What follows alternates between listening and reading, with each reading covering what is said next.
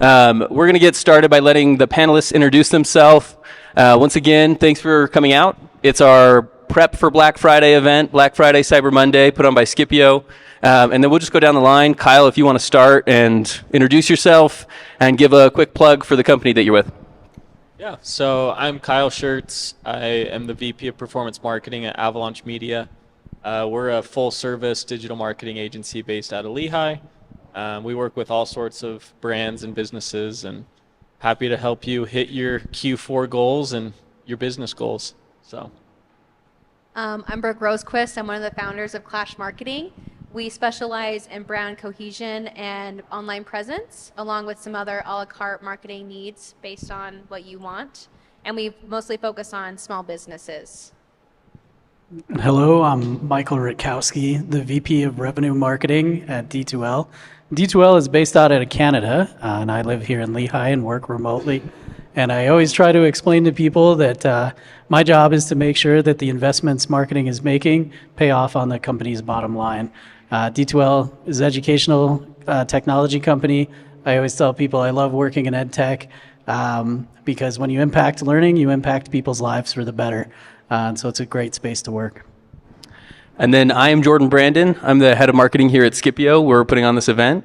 We are a small business software that helps you with your lead engagement, your sales, and your marketing. So we'll be going over a little bit more of this later, but really excited to have everyone here and can't wait to get going. So without further ado, I have all my notes on my phone. So when you see me looking at my phone, I am not reading a text. I'm just reading my notes. Brooke over there, though, is probably just reading up the ingredients on her swig drink. So Diet Coke. that I doubt that's it. That's it. Do you want to take a swig? No, I'm good. I'm all right. So we're just going to get started. We're going to have a quick panel.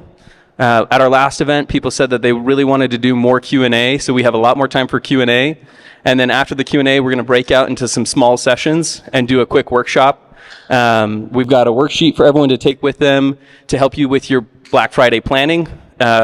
You should get this out ASAP. Just if you're not already have it out, get it out as soon as possible. But hopefully you can get some good takeaways. So one of the things I wanted to go over today is that Black Friday is different now than it was 10 years ago. 10 years ago, people used to line up at the stores at midnight or earlier, right? And wait to bust down that door and run over those Walmart employees for that TV that was $10 off. So things are different now, and we're not lining up at stores. A lot of the small businesses have online presence and different things like that. So we're going to go through each panel.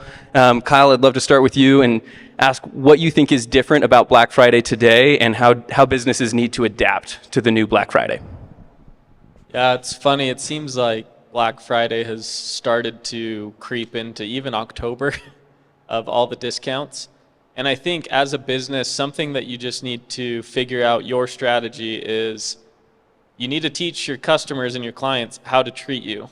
If you are going to be the discount brand, be the discount brand. But if you want to have a high luxurious product, just do what you say you're going to do. If you say that your sale ends on this day, actually end your sale on that day.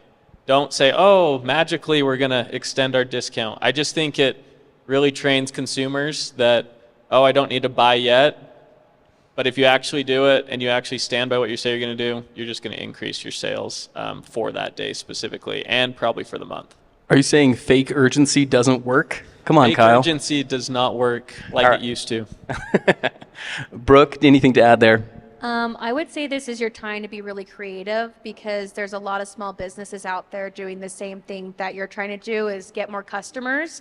I think this is the time to maybe put on a big event at your store if you have a brick and mortar, or maybe have a really fun online presence for that week going into Cyber Monday. I think creating more of a relationship with your customers is going to really help you stand out in such a crazy market of Black Friday. So, Thank you. Mike? Yeah, and my specialty is business to business, and so Black Friday is a little bit different in that space. But where I think things have changed is that you don't have to be satisfied with the belief that the time between Thanksgiving and New Year's is a dead zone for your business. People actually are paying attention, and even if it's not the best time of the year for them to be considering what your solution can provide them, if you can get somebody during that time and leverage a calendar event like Black Friday to capture some attention and provide some value, the odds are really good that that person is very high intent.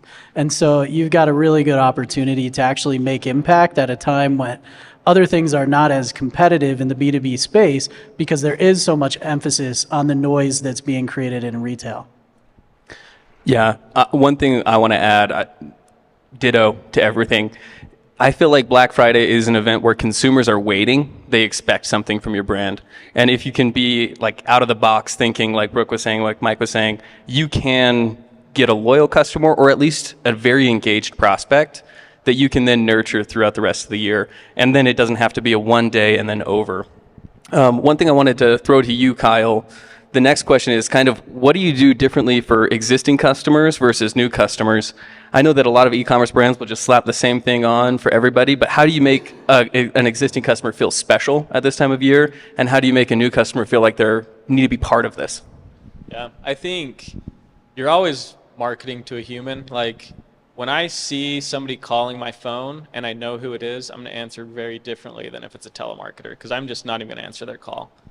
But as a marketer, you want to really isolate your audiences based upon what you know about them, so you can educate and talk to them and meet them where they're at. If they have no idea who you are, you should tell them why they should know who you are, what's in it for them. I love what 1% said, we're disrupting the fast food industry with convenient, healthy food. You can understand the labels. That resonates with me. Yeah, I love convenience, but I also love eating healthy food. That's amazing. Whereas if you know that they've interacted with your website a bunch and they're just not quite spending money or engaging or becoming a lead, why is that? Think about it. Like actually ask yourself, why would somebody not want to buy from me? Talk to the sales team. Say, what are the big holdups? Why are these customers not wanting to purchase from our business or from our brand? And then actually get ahead of those things in your messaging. Talk to them about those concerns and say, here's a concern you might have. It costs $10 using 1% again. We'll talk about how much money you spend at McDonald's or all the inflation that's going up in fast food, but then also highlight how much better it is for you as an individual. So anyways. Thank you. Mike, Brooke, anything to add on that?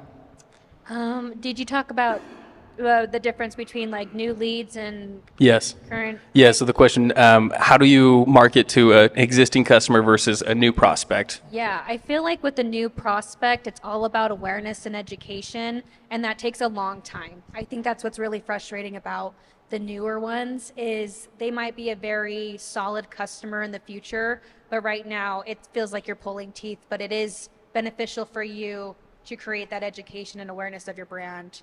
Because even if you've been around for a few years, a lot of people probably don't know who you are. So I think keep that in mind. Excellent.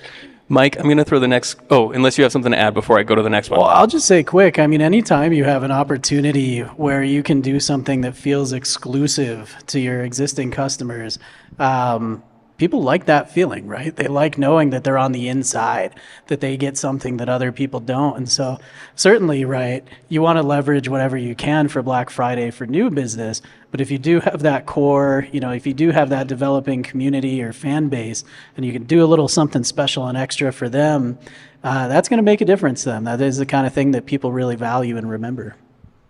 Yeah. I'm going to throw this next question to Mike, but I'm going to give everyone some context first. Mike was on a panel that I attended, and I consider Mike the anti-marketer. He is like completely against marketing, but that makes him one of the best marketers I've ever met. And I love that. So I'm going to ask Mike, when should we start either teasing or sending out our Black Friday offer, and what are some creative ways to do that without feeling markety? Yeah, it's a great question, and it is true. I don't actually believe in my own profession. And the reason why I say that is because it does require such an accumulated effort. I think a lot of times in marketing, we get really confused looking at signals that don't actually mean a whole lot. And we try to get this really granular understanding about what matters and what works. And you can do that much better if you are in a world that's more transactional. If you have a product and you have a customer and they have to decide, and that's the end of the story, you can get that quick feedback loop on if the things you're doing are actually getting the results that you want. in B2B, and especially enterprise B2B, where my experience lies, it's a much longer slog. And so I think this is a great question from Jordan here about when should you start and things like that.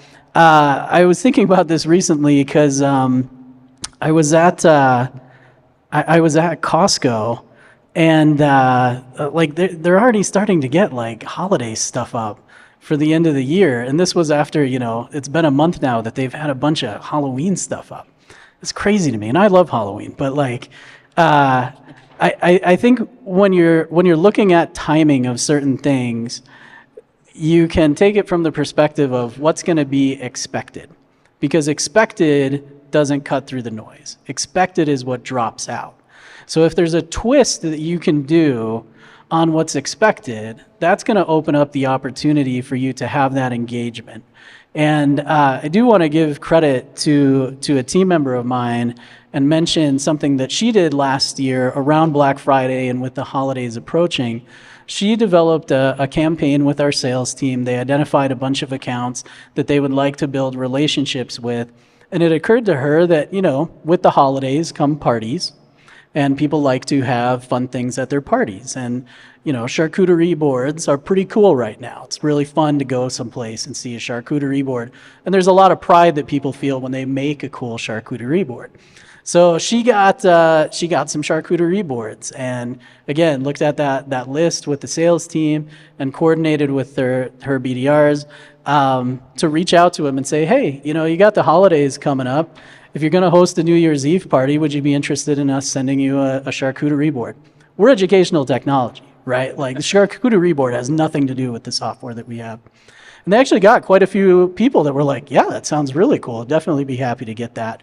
So that got delivered, and then that was followed up with, hey, if you want us to help fund, getting some cheese and meat and stuff like that, we'd be happy to send you a gift card if you're willing to take a look at a demo of our software.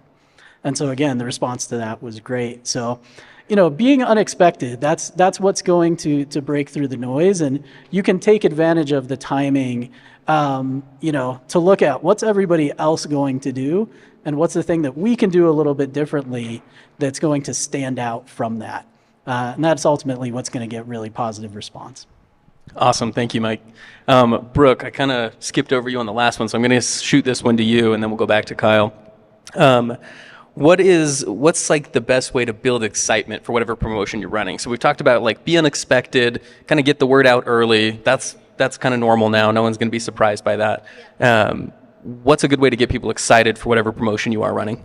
I think a tease campaign is a big one because they're already expecting a discount. But I think if you build that excitement of, well, what is it? And is it a discount? Is it a BOGO? Is it a bonus feature that you're providing? I think that can help. But also, don't take away from your normal posting. Don't flood with teasing because that gets so annoying.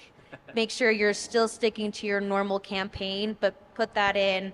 I would say if you really want to start teasing 4 weeks before, you get them excited, and then you slowly start adding a little bit of a nugget, and then more, and then at the final week, really tell them what it is, where they can get it, and why it's so important to them. I think that would really help build excitement for Black Friday. I love that. And it's not like you're revealing everything and saying save the date, because then people are like, oh, I know what's coming, and then they're leaving. But if you kind of tease that it's going to be really good, it's going to be this, and there's something more, wait for this day. Kyle, that kind of takes me, I know you've done with a ton with e-com. What's a good way to like bundle things that you already are selling to maximize that event? Or maybe you're doing it as a bundling for things as that teaser campaign. Any thoughts there of ways to get the most out and get the excitement going? Yeah, I think a really important thing if you are in e-commerce and if you sell multiple product SKUs is trying to increase your average order value during the holidays. And so anything you can do to get people excited about spending more money with you, whether you're throwing in something that you normally wouldn't, anything to do to get those dollars up per sale, because the sales are going to be higher just naturally. So a brand that I love, I'm actually wearing one of their shirts, Poncho, they always throw in some sort, they never do discounts. Never once have they ever done a discount. But what they do is they'll tease a free hat or free this or free that. And I think I really liked what Michael said about talking to your existing customers and like giving them exclusivity. Maybe it's, if you know they're already a customer, throwing in some once in a lifetime, one type of generation, something that's really going to excite them of like, oh, the first 100 get this, amazing. I mean, you're going to sell those 100 really fast. So I love that. And honestly, I feel like that still works if you're in a service business or you're selling some sort of service, right? Find out what your audience loves, throw that in with a class or their first class, or if they've been a member forever, maybe you have something that's for like the lifelong members and you throw that in. I love it. Mike, I'm going to come to you for my next one, but I just had a brain fart, so I'm going to read it before I screw up my flow here. What's a creative way of managing, because you're more in the B2B space, but I feel like a lot of businesses need to manage these leads so that you don't just have one day sale and then they forget about you until Christmas or Black Friday or whatever, right? Like you're getting more than one a year. So what's a good way to manage these leads or these customers if they do buy between now and those lull periods? Yeah, so the thing that you've got to be really disciplined about is that making sure if you're ever going to initiate an interaction, you need to make sure that you can provide some value. Now, Black Friday, oftentimes the value is going to be very clear, right? It's going to be, there is some sort of sales special or something like that. But you really just have only so many chances for people to trust you, that when you reach out to them, it's not just to flood their inbox, or it's not just to be self-promotional, but actually give them something of value. And so really thinking about what would be of value to them, right? What's the unexpected interaction that you can bring to them that's going to open their mind about something, is really a unique way to do this. And when we have the time afterwards, I talked with Jordan about doing something a little bit different than the Black Friday planner. One of the things that I found is really effective is helping people to feel smart. And you help them feel smart by having them learn something new that they didn't know before. And you can do that really effectively and pretty easily using surveys and polls, even of your own existing customers. And so I've developed a simple method to figure out how to ask really good questions that are going to produce the sorts of data and results that give people that insight, that help them know something now that they didn't before, and helps them feel smart. And if they're associating feeling smart with interacting with you, then those transactions become a lot easier, right? They're going to increase their cart size, because they're going to feel like there's something there that's a little bit more meaningful than just the exchange of cash for goods. I love that. And that leads right into our next question. Brooke, I'm going to go to you. How is Black Friday just the beginning, right? Like you're going to get a lot of interest. You're going to build a lot of hype. You know, surveys is a great way to do that, but how do you take it to the next level? Well, there's already a momentum, so you can cheat that way, which is kind of nice. It's already there. There's already holidays going on. I think another thing that would help build the momentum is making sure that there is a customer value there. Like, why are they investing in you? You know, I think a lot of people value customer service over product and service. And I think they're like, well, I want to go to this company because they value my time, they value my money, they value me being a better person, whether it's like personal care products or better shirts. They're trying to increase my quality of life. I think that can really help the momentum and being like, I had a great experience with this company for Black Friday, because a lot of companies are super pushy. And I think if you can be very sincere and really talk to your customers, they're going to be like, I respect them. And I think that'll help you in the rest of the year. I love that. Using a sale to not just get dollars, but to build a relationship. We're going to jump to our last question here, and I'm going to let each panelist go through and kind of give their final thoughts. Kyle, we'll start with you.